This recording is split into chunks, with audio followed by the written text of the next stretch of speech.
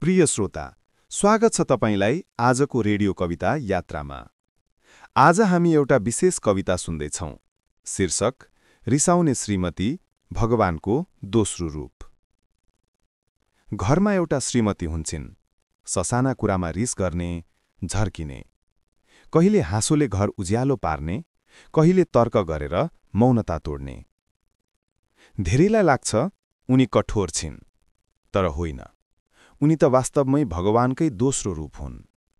किनभने उनको रिसभित्र चिन्ता हुन्छ, उनको झर्किने स्वरभित्र माया मिसिएको हुन्छ।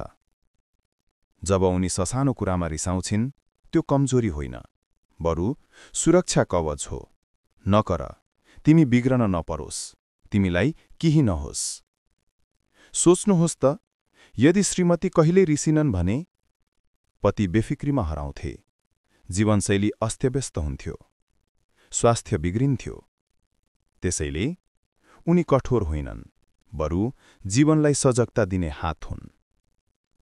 रिसाउने श्रीमती साँच्चीकै भगवानको दोस्रो रूप हुन्।